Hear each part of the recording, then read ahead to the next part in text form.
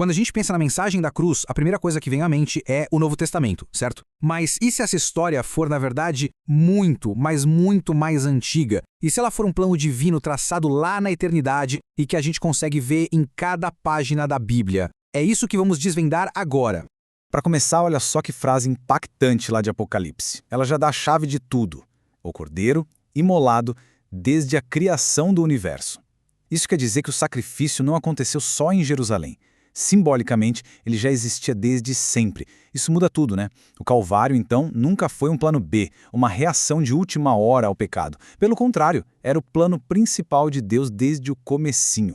E esse propósito central é o que o apóstolo Paulo chama de Evangelho, as boas novas. E veja bem, ele não define isso como uma simples história, mas como o poder de Deus para a salvação. É uma força ativa, uma coisa que transforma. E é justamente esse poder que a gente vai ver costurando uma narrativa única por toda a Escritura. Mas aí fica a pergunta, como é que se pode planejar um evento com tanta antecedência? Bom, a resposta está no conceito de presciência. Lá em Atos a gente lê que Jesus foi entregue pelo determinado conselho e presciência de Deus. Ou seja, os eventos da cruz não foram um acidente trágico, não pegaram ninguém de surpresa. Foram cumprimento de um plano divino que já era conhecido e estabelecido antes mesmo do tempo começar a contar. Ok, com essa base bem estabelecida, vamos voltar para o começo de tudo. Lá para o livro de Gênesis, para a gente encontrar as primeiras sombras, os primeiros indícios desse grande plano de sacrifício e redenção. E a gente nem precisa ir muito longe. Logo depois da queda, ainda no jardim, a gente já encontra o primeiro sacrifício. Para cobrir a vergonha de Adão e Eva, Deus faz túnicas de pele. Agora para e pensa. Para ter pele, um animal inocente teve que morrer. Houve derramamento de sangue para cobrir a culpa. Essa é a primeira pista, a primeiríssima sombra do cordeiro que um dia viria. Agora, avançando um pouco no tempo, vamos para a vida de Abraão. E aqui a gente chega numa das cenas mais tensas de toda a Bíblia. O pedido para ele sacrificar o próprio filho, Isaque. Aquela jornada até o Monte Moriá, gente, ela é carregada de um simbolismo profundo, que vai muito além de um simples teste de fé. E aqui, um detalhe que parece pequeno, mas é crucial, chama a atenção. A Bíblia faz questão de registrar que a viagem levou exatamente 3 dias. Por que esse número? Por que não 2 ou 4?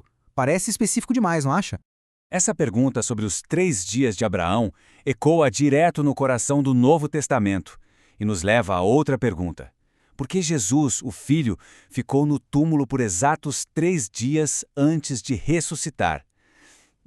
A conexão começa a ficar bem clara. O padrão parece ser totalmente intencional. O número 3 ressoa por toda essa narrativa de redenção, sugerindo um significado que vai muito além de uma simples coincidência. Ele aponta para uma verdade bem mais profunda. E aqui está o ponto-chave. Aquela jornada foi uma lição divina. Pensa comigo. Durante 3 dias, para todos os efeitos, na cabeça de Abraão, Isaque já estava morto. E quando ele o recebe de volta no altar, é como se ele tivesse presenciado uma ressurreição. O próprio Jesus confirmou isso quando disse: Abraão exultou por ver o meu dia, e viu-o e alegrou-se. Ele viu ali uma prévia da vitória de Cristo sobre a morte. E esse padrão de sacrifício e resgate não acaba em Gênesis, não. Ele se torna um modelo, um padrão que se repete por toda a história de Israel, mostrando como a libertação sempre estava a caminho. Esse padrão do sacrifício substitutivo aparece de várias formas. Lá no Êxodo, o sangue de um cordeiro inocente protege as famílias do anjo da morte. Em Levítico, um bode expiatório literalmente carrega os pecados de toda a nação para o deserto. E em Números, a rocha que foi ferida para dar água para o povo era, como Paulo explicaria depois, uma figura de Cristo. O princípio é sempre o mesmo, percebe? Um substituto sofre para que o povo possa viver. E essa melodia da redenção continua a ecoar, sabe? Ela vai ganhando novas notas e harmonias por todo o Antigo Testamento, mas sempre apontando para a necessidade de um resgatador. Olha que história fascinante lá em Josué, a dos gibeonitas. Eles foram amaldiçoados e condenados à morte. Fim da linha para eles, certo? Errado. A sentença deles foi transformada. Eles foram poupados da destruição, mas ganharam uma nova função. Se tornaram servos no tabernáculo, rachadores de lenha e carregadores de água para a casa de Deus. E a história deles é um espelho da nossa. Também estávamos condenados à morte pelo pecado, mas fomos salvos pela graça. E essa salvação não nos deixou à toa. Ela nos deu um propósito novo e nobre, o de nos tornarmos servos e trabalhadores na obra de Deus. E esse padrão do resgatador continua se desdobrando. Em Deuteronômio vem a promessa de um profeta ainda maior que Moisés. No livro de Juízes, Deus levanta libertadores para salvar o povo.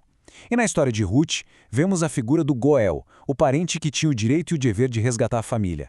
Cada um é um eco, apontando para um resgatador final e definitivo. Então, quando a gente junta todas essas peças, o que aparece não é uma coleção de histórias separadas. O que a gente vê é um único e grandioso fio condutor, uma narrativa unificada que atravessa a Bíblia inteira.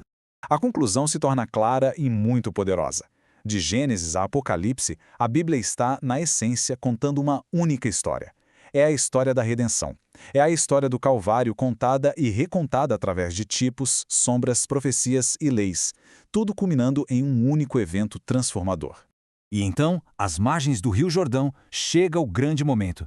João Batista vê Jesus e declara: "Eis aí o Cordeiro de Deus."